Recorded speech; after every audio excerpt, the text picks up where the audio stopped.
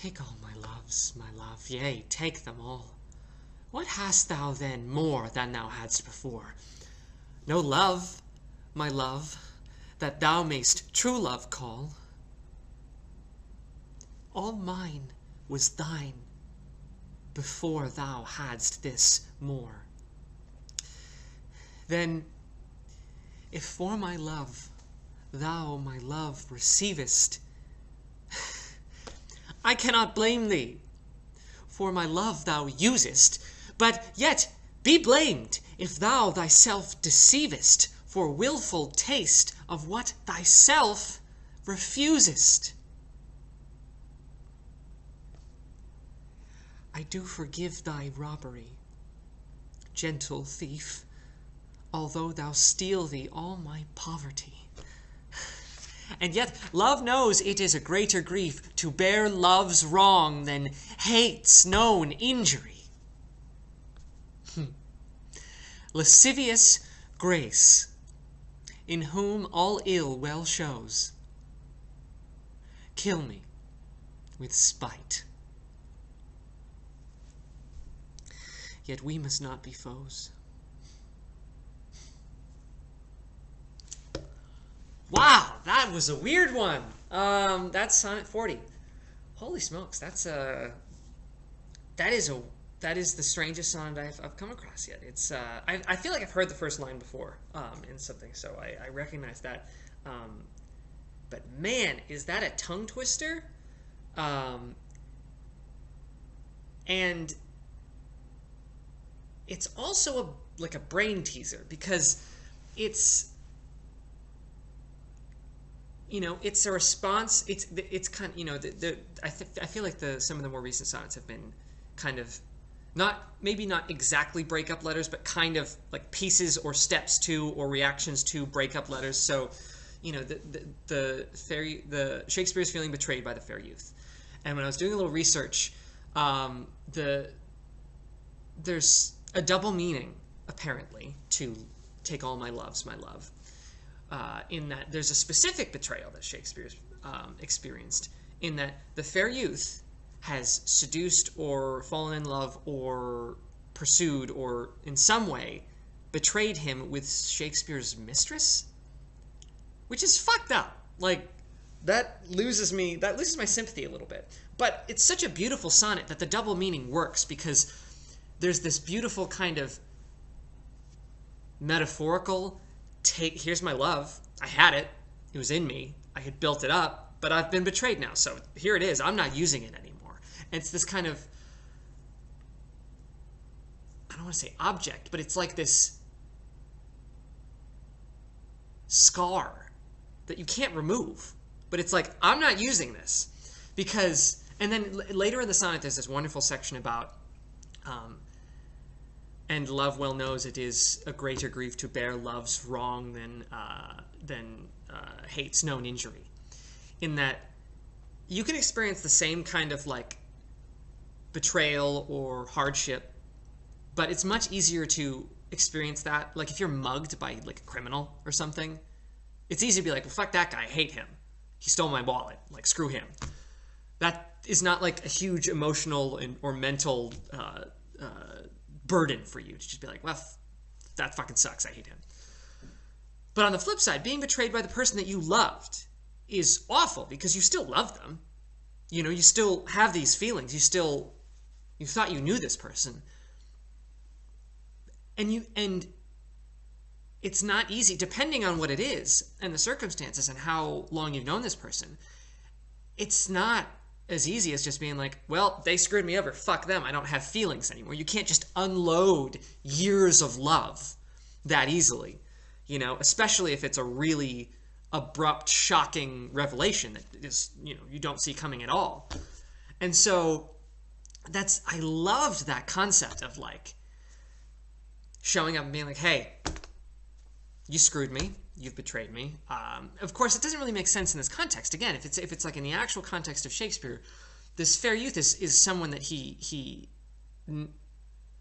does not publicly, at least to our knowledge. I mean, I don't feel like there's a well-known definitive, this was someone that Shakespeare had a relationship with that these sonnets are about.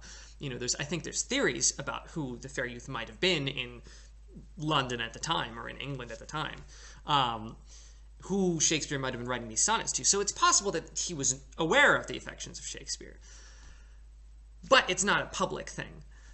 So in that sense, it's kind of messed up.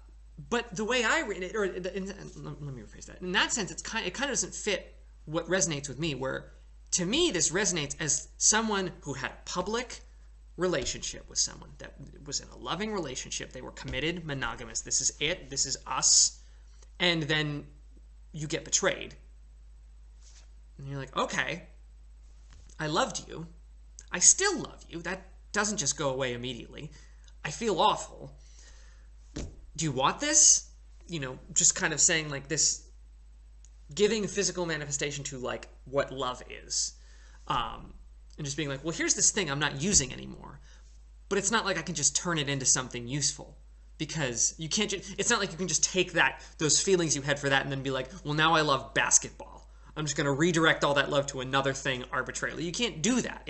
You've invested, and once that connection's severed, and once that betrayal has happened, it's like, okay, this is now a broken thing that is broken and I can't use. And that was just that hit so effectively when I was reading this. And it's amplified, tenfold by the love wordplay of take all my loves, my love, my love, my love, my love, my love. And that kind of talking about love and never failing to call the fair youth, my love. Because that's a jab every time. It's like, I loved you, I loved you, I loved you. And having that nice, like, the feeling of love, but also love personified in another person. You are my love. And then by the end of it, he's just like,